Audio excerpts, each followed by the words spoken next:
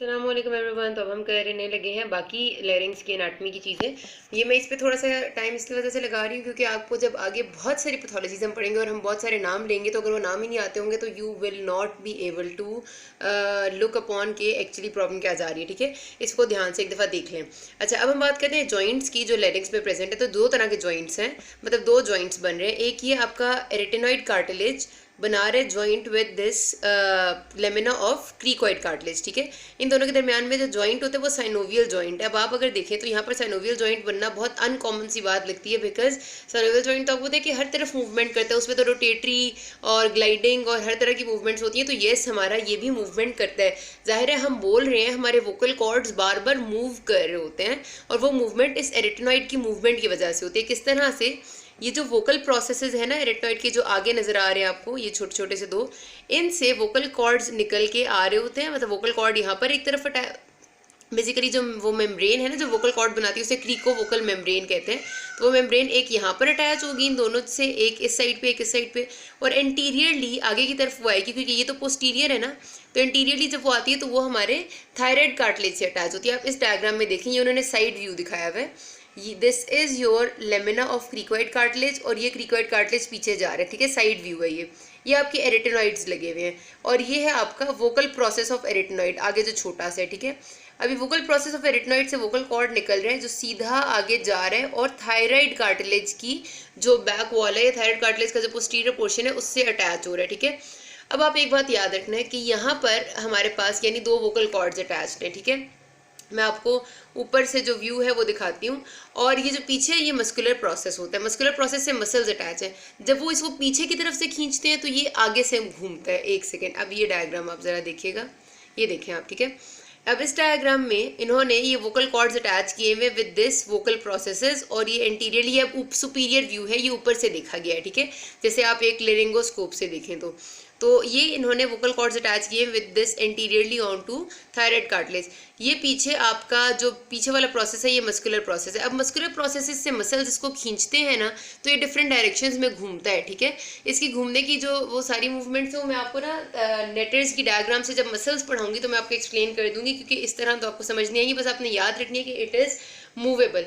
और जो दूसरा जॉइंट बनता है वो बनता है आपके थायराइड और क्रीकॉइड के दरमियान। ये यहाँ पर इस डायग्राम में मैं आपको दिखाती हूँ, ये है आपका लोअर कॉर्नुआ ऑफ थायराइड कार्टिलेज। ठीक है, दिस वन, और ये है आपका लेमिना ऑफ क्रीकॉइड कार्टिलेज। इन दोनों के दरमियान में जो जॉइंट बनता है दैट इज नॉन एज अपना क्रीकोथायरॉइड जॉइंट। ठीक है, इसमें भी थोड़ी बहुत मूवमेंट्स होती है, लेकिन जो ज़्यादा इंपॉर्टेंट मूवमेंट्स है ना वो आपकी एरेटिनॉइड वाली है।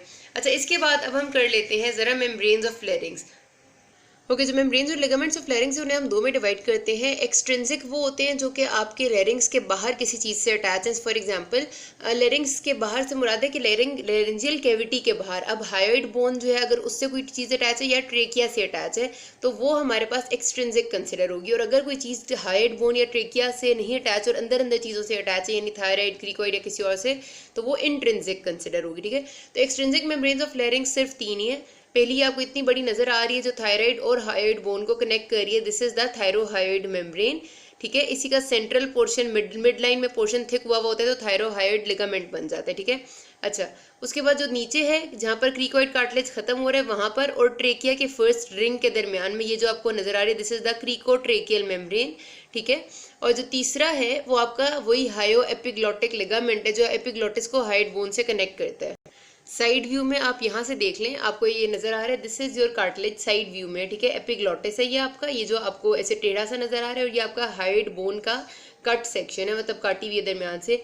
हायोइड बोन और एपिग्लॉटिस के दरमियान में लिगामेंट आपको जो नजर आ रहा है दिस इज योर हायो एपिग्लॉटिक लिगामेंट। अच्छा जी गाइस, जो अब आपकी अगली चीज़ है वो है आपकी इंट्रिंसिक मेम्ब्रेन्स। इंट्रिंसिक मेम्ब्रेन्स ज़रा ज़्यादा इंपॉर्टेंट है, आपने अच्छे से कर लेनी है, बहुत सिंपल सी है। हमारे पास जो पहली मेम्ब्रेन है वो है जो कि हमारे वोकल कॉर्ड्स बनाती है। मैं बार बार आपको बता रही थी कि वो कहाँ से जाएगी, वो जा रही है हमारा ये साइड व्यू है। ठीक है, ये कट सेक्शन है, साइड व्यू है लेरिंग्स का। इसमें ये आपको नजर आ रहे हैं दिस इज योर क्रीकॉइड कार्टिलेज और ये उसका पोस्टीरियर लेमिना है क्रीकॉइड कार्टिलेज का, और इसके ऊपर ये अटैच्ड एरेटिनॉइड्स है। ये एरेटिनॉइड्स का वोकल प्रोसेस है। ठीक है, तो vocal process of arytenoid cartilage से ये आपको जो नीचे की तरफ ये वाली स्किन मेम्ब्रेन नजर आ रही है ना, इस ये जो आपको एक पतली सी आंख जैसा साइनस बना हुआ नजर आ रहा है इससे नीचे नीचे, ठीक है, ये वाला इतना सा पोर्शन।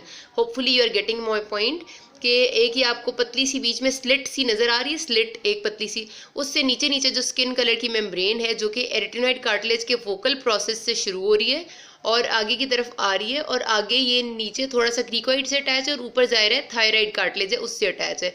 तो ये जो आपकी मेम्ब्रेन है इसको कहते हैं क्रीकोवोकल मेम्ब्रेन। क्रीको बिकॉज ये थोड़ी सी क्रीकोइड से तो हेयर अटैच नहीं होती, थायराइड कार्टिलेज से ही मेनली अटैच होती है, और पीछे ये वोकल प्रोसेस ऑफ एरिटेनॉइड से होती है। इसका एक साइड से तो ये सारी मतलब आगे पीछे से तो अटैच है, लेकिन जो इसका मीडियल बॉर्डर है वो फ्री होता है, राइट साइड की अलग होती है, लेफ्ट साइड की अलग होती है। इसी वजह से इससे वोकल कॉर्ड्स बनते हैं, क्योंकि वो आपने देखा राइट और लेफ्ट साइड में सेपरेशन होती है। फिर हमारे पास जो दूसरी मेम्ब्रेन है दैट इज क्वाड्रेंगुलर मेम्ब्रेन। ये जो आपको बड़ी सी नजर आ रही है ना, अब ये देखें एक तरफ ये हमारे इस एपिग्लॉटिस से अटैच है, दूसरी तरफ ये भी एरेटिनॉइड कार्टिलेज से ही अटैच है और लंबी सी है, ठीक है। तो ये एक फॉल्स सी मेम्ब्रेन होती है जो ऊपर होती है फ्रॉम द ये नीचे है ना हमारी क्रीकोवोकल मेम्ब्रेन, ये ऊपर पड़ी हुई होती है, और इससे जो फोल्ड्स बनते हैं उन्हें हम कहते हैं vestibular folds, false vocal cords होते हैं, ठीक है। ये डायग्राम है आपको मीडियल मतलब दरमियान से काट के और उनने दिखाया है, साइड सेक्शन नहीं है, उनने आप समझ लें कि इसको पोस्टीरियर वॉल से काटा है और आपको आगे वाला आधा हिस्सा नजर आ रहा है दरमियान में से। अब यहाँ पर आपको बहुत खूबसूरती से ये वाली जो मेम्ब्रेन है जो इधर भी है जो इधर भी है, दिस इज योर अपर वाली क्वाड्रेंगुलर मेम्ब्रेन, और देखें किस तरह दरमियान में ये एक इसकी इस तरह से आ रही है, दरमियान में एक्सटेंड करती हुई, तो ये बनाती है फॉल्स वोकल कॉर्ड। और जो नीचे वाली आपको नीली सी नजर आ रही है ये इतनी सी एरिया में यहाँ से लेकर यहाँ तक और यहाँ से यहाँ तक, दिस इज योर क्रीकोवोकल मेम्ब्रेन। और इसकी वजह से ये जो आपको एलिवेशन सी बनती हुई नजर आ रही है किस तरफ एक किस तरफ, this is the true vocal cord, ठीक है। तो ये फॉल्स वोकल, ऊपर वाले फॉल्स वोकल कॉर्ड्स होते हैं, नीचे वाले ट्रू वोकल कॉर्ड्स होते हैं। ऊपर वाली मेम्ब्रेन के जो कॉर्ड्स बनते हैं उसे हम कहते हैं वेस्टिबुलर फोल्ड्स, और नीचे वाले ये जो फोल्ड्स से बनते हैं इन्हें हम कहते हैं वोकल फोल्ड्स, ठीक है। तो याद रखना है कि ये वाले क्वाड्रेंगुलर मेम्ब्रेन से बन रहे हैं वेस्टिबुलर फोल्ड्स और क्रीकोवोकल मेम्ब्रेन से बन रहे हैं vocal folds which are true vocal cords. इन दोनों के दरमियान में ये जो आपको नजर आ रहा है ना बीच में एरिया, ये जो एक डिप्रेशन सी, ये सेक्यूल बना हुआ है जिसे इन्हें लेबल किया हुआ है saccule of larynx. So this is actually the saccule of larynx, ये ओपनिंग सी बीच में साइनस ऑफ लेरिंग्स या सेक्यूल ऑफ लेरिंग्स रह जाती है, ठीक है।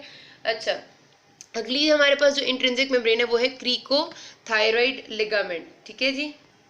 ये जो मैं आपको बात कर रही हूँ ना जो हमारा है क्रीकोथायरॉइड लिगामेंट, अभी मैंने आपको एक मेम्ब्रेन दिखाई थी ना क्रीकोथायरॉइड मेम्ब्रेन, अब पता नहीं मुझे दोबारा जाना पड़ेगा उस डायग्राम पे, बस इतना याद रख लिया मैंने आपको दिखाया था कि उसका दरमियान वाला पोर्शन ना थिक सा हो जाता है और वही बेसिकली आपका लिगामेंट कहलाना शुरू कर देता है। तो उसमें कोई ऐसी खास बात नहीं है, और आपका thyro epiglottic ligament thyroid cartilage को एपिग्लॉटिस से जोड़ा होता है, लेकिन ये इतना इंपॉर्टेंट नहीं है, ये वाला ज्यादा इंपॉर्टेंट है। अब हम करते हैं मसल्स ऑफ लेरिंग्स, ठीक है। अच्छा, वो करने से पहले मैं एक दफ़ा आपको सुपीरियरली दिखा लूँ कि वोकल कॉर्ड्स कैसे नजर आते हैं। आपने हमेशा ऐसी डायग्राम देखी होगी वोकल कॉर्ड्स की जिसमें ये जो वाइट वाली स्लिट सी है इसको कहते हैं ट्रू वोकल कॉर्ड्स, और ये जो ऊपर म्यूकस मेम्ब्रेन जैसा कलर है मसल जैसा, ये होते हैं फॉल्स वोकल कॉर्ड्स। अब मैंने तो आपको जो दिखाए थे वो एक ऊपर था और एक नीचे था, यहाँ पर तो सुपीरियर व्यू से हम देखते हैं तो हमें बराबर लग रहे होते हैं। बेसिकली इस तरह होता है कि आपके जो फॉल्स वोकल कॉर्ड्स हैं वो पहले होते हैं, ऊपर होते हैं थोड़े से, मतलब ऐसे सुपीरियर व्यू में वो ऊपर होंगे, लेकिन वो ज्यादा दरमियान तक नहीं आए हुए होते, ठीक है। उसके बाद नीचे उनसे थोड़े से गैप से उनके नीचे होते हैं ट्रू वोकल कॉर्ड्स, जैसे मैंने अभी आपको पिछली डायग्राम में दिखाए थे, वो ट्रू वोकल कॉर्ड्स ज्यादा दरमियान तक आए हुए होते हैं। तो इस वजह से उनकी सिर्फ स्लिट सी है जो हमें दरमियान में आती हुई नजर आ रही है, बाकी ट्रू वोकल कॉर्ड्स ये जो व्हाइट वाले हैं ये पीछे हैं सारे, लेकिन उन्हें फॉल्स ने कवर कर लिए, ठीक है। तो ये बात आपने पहले भी पढ़ी हुई है, होपफुली समझ आ गई कि किसी कोई भी मसला को आप मुझसे पूछ सकते हैं। अब हम मसल्स देख लेते हैं जरा। ओके गाइस, जो मसल्स है ना वो भी फिर हमने बात डिवाइड किए हैं इंट्रिंसिक और एक्सट्रिंसिक मसल्स में। जो इंट्रिंसिक मसल्स है वो आपकी वोकल कॉर्ड्स को बेसिकली मूव करवाते हैं कि आइदर वो एडक्शन है, एबडक्शन है, और या फिर लेरिंग्स खुल रहा है या नहीं खुल रहा है, इस किस्म के होते हैं, ठीक है। और जो एक्सट्रिंसिक मसल्स हैं वो लेरिंग्स को आसपास के स्ट्रक्चर्स से कनेक्ट करते हैं, यानी कि उसी तरह हाइड बोन से या ट्रेकिया से, मतलब ये कि जो अंदर नहीं है, वही वाली डेफिनेशन है जो पहले थी, ठीक है। यहाँ पर मैं आपको बताऊंगी इंट्रिंसिक मसल्स ऑफ लेरिंग्स, ये बहुत इंपॉर्टेंट है इनका फंक्शन देखना, क्योंकि ये इंतहाई मज़ेदार भी है। अब आपको ये वाली डायग्राम्स ना ज़रा एक दफ़ा आपने अच्छे से देख लेनी है। ये आपको सुपीरियर व्यू दिखाया हुआ है, ऊपर से दिखाया हुआ है, ठीक है। This is your thyroid cartilage, ठीक है, ये सबसे ऊपर और आगे है। फिर ये आपका पूरा क्रीकॉइड कार्टिलेज है जिसमें ये लेमिना है उसका और ये आर्च है, ठीक है। और क्रीकॉइड कार्टिलेज के लेमिना के ऊपर ये एक एरेटिनॉइड है, ये दूसरा एरेटिनॉइड है, ठीक होगी बात यहाँ तक। फिर हमारे पास this is the vocal process of arytenoid जिसके साथ ये अटैच है वोकल कॉर्ड्स, ठीक है, दो पतले पतले से जो है। पीछे जो है this is the muscular process of एरिटेनॉइड cartilage, और इसके साथ मल्टीपल मसल्स ने अटैच होना होता है। एक एक करके डायग्राम के साथ मैं उनका फंक्शन आपको बताऊंगी। ये जो पहला मसल है this is the posterior cricoarytenoid, ठीक है, क्रीकोइड कार्टिलेज से शुरू होकर एरिटेनॉइड कार्टिलेज के मस्कुलर प्रोसेस पे लग रहे हैं, ठीक है। ये क्रीकोइड कार्टिलेज का लेमिना यहाँ से लेकर यहाँ तक लग रहे हैं।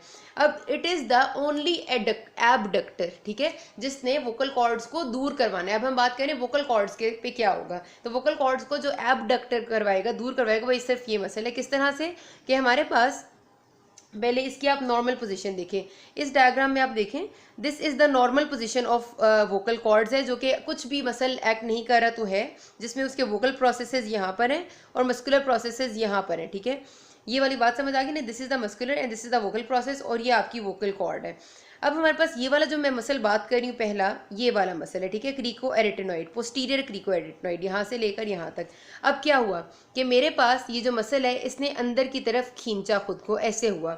जब ये अंदर की तरफ खींचेगा तो हमारा दिस इज द एरिटेनॉइड कार्टिलेज, ठीक है, ये मेरी उंगली समझे एरिटेनॉइड कार्टिलेज है, यहाँ पर मसल अटैच है।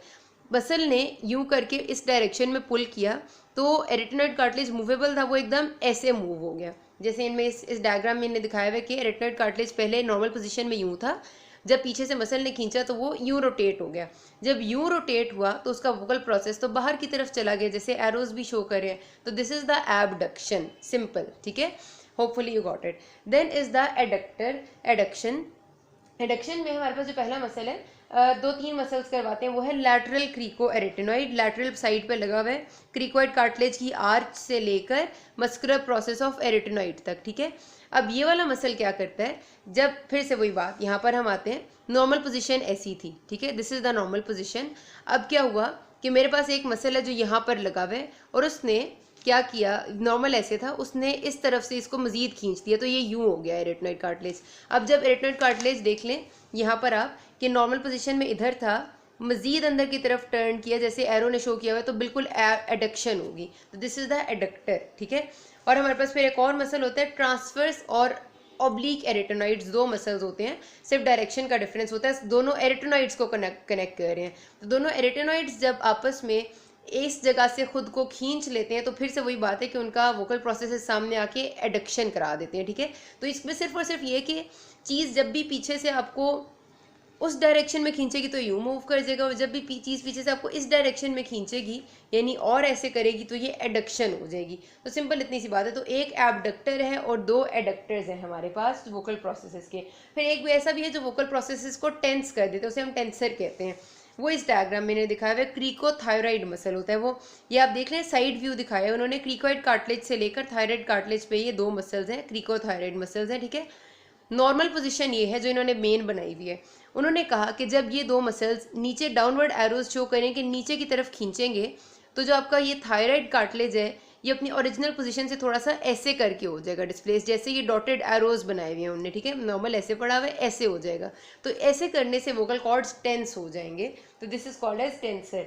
अब मैं जो बाकी मसल्स हैं वो अगली पार्ट में बताती हूँ। अभी तक कोई मसला हुआ, you can ask me. Thank you.